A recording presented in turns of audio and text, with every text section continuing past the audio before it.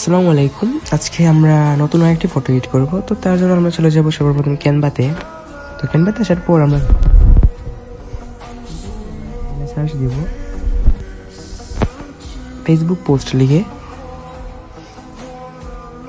তারপর আমরা এখানে সার্চ করব।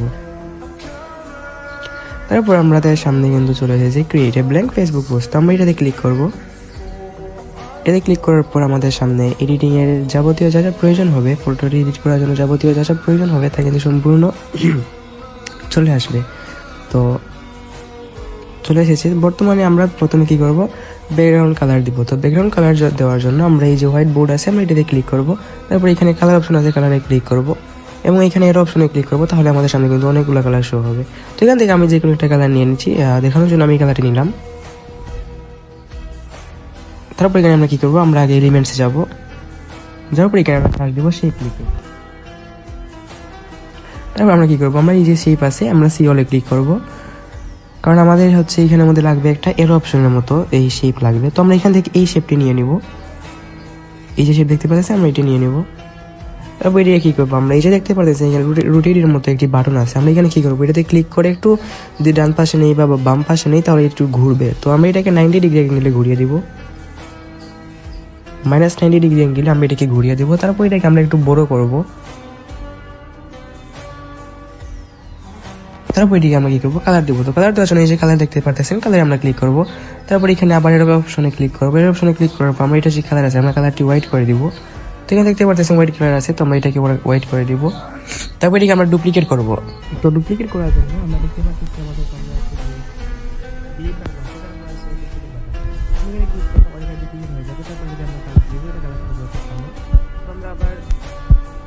ক্লিক করবো। তারপর আমরা এখানে আমাদের কালো কালার নিয়ে নিব। হয়ে গেছে। এখানে আমরা কি করবো,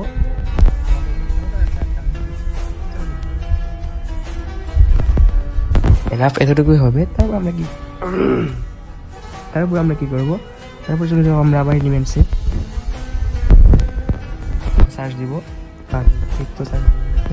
এখানে আমরা যে সার্কেল টাইপের যে শেপটি আছে আমরা এটা নিয়ে নিব। এখান থেকে আমরা এই যে গুগল ফ্রেমটি আছে আমরা এটা নিয়ে নেব। তারপর এটিকে আমরা ছোটো করবো সাইডে। ছোটো করার পর তারা যে শেপটা আছে শেপটার কালার দিয়ে দিব। শেপটার কালার থাকবে হচ্ছে সাদা। তারপর এখানে আমাদের সামনে যে ফটোস আছে, তো ফটোসে আমরা সি হলে ক্লিক করবো। তো আপনি এখান থেকে নিয়ে নিতে পারেন, আমি এখান থেকে নিয়ে নিব দেখানোর জন্য এইটা নিব। এখান থেকে আমরা এটি ড্রাগ করে আমরা এই বৃত্তের উপরে আনলে কিন্তু এটা বসে যাবে। দেখতে পাচ্ছেন সাইডে কিন্তু সুন্দর করেও সাদা ফ্রেমের মতো বসে গিয়েছে। তো এখানে আমরা কি করবো, এখানে হচ্ছে আমরা টেক্সট নিব। তো টেক্সটের জন্য টেক্সটে ক্লিক করবো। তারপর আমরা ক্লিক করবো হচ্ছে এড হেডিং। তারপর এখানে আমরা লিখবো ইউনিটি আর্নিং। তারপর আমরা আবার টেক্সটে যাবো। টেক্সটে আমরা এখান থেকে নিব হচ্ছে এড সাব হেডিং। তারপর আমরা এখানে লিখবো ই লার্নিং প্ল্যাটফর্ম। তো ই লার্নিং প্ল্যাটফর্মের সবটি অক্ষর কিন্তু বড় হাতে হতে হবে। এই দুইটাকে আপনারা এমন ভাবে রাখবেন যাতে এই যে ইউনিটি আর্নিং এর দুই পাশে দুই দিক দিয়ে কিন্তু একটু একটু করে লার্নিং প্ল্যাটফর্মের কিছু অংশ বের হয়ে যায়, এরকম করে লাগবেন। তো তারপর আমরা এখান থেকে আরেকটি টেক্সট নিব। তার জন্য আমরা টেক্সটে ক্লিক করবো এবং এটা সাব হেডিং নিব। তারপর এটিতে আমরা ফ্রন্ট দিব। তো ফ্রন্ট দেওয়ার জন্য আমরা কি করবো, ফ্রন্টে ক্লিক করব। ক্লিক করার পর আমরা এই যে এর অপশন আছে এর অপশনে ক্লিক করব।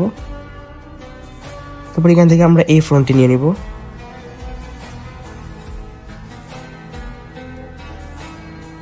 তো এটি কালার আপনারা চাইলে চেঞ্জ করতে পারেন, আমি বর্তমানে চেঞ্জ করলাম না। তারপর আমরা কি করবো, আমরা আরেকটি টেক্সট নিব। তার জন্য টেক্সটে ক্লিক করব এবং নিব হচ্ছে আমরা এটা সাব হেডিং।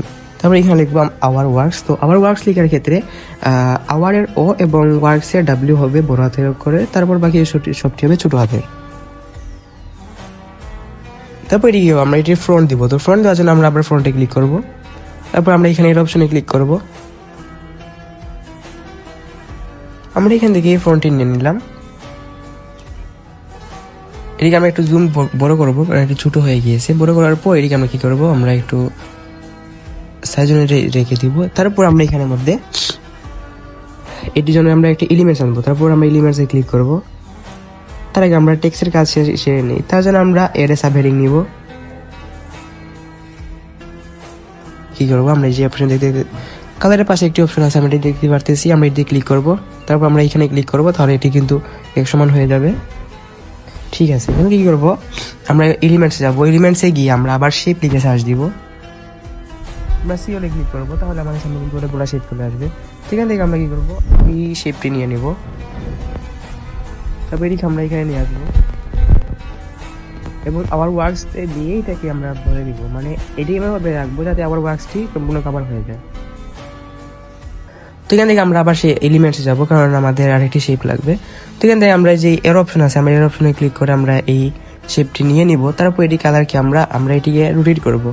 তো রোটেট করার জন্য এই যে দেখতে পারতেছেন একটি অপশন আছে, সেটি হচ্ছে যে মানে গোলমূল একটা অপশন আছে। তো এটাতে আপনারা যদি একদিকে নেন তাহলে এটি রোটেট হয়ে যাবে। তো এটাকে আমরা 90 ডিগ্রি আনবো, তারপর এটিকে আমরা ছোটো করবো।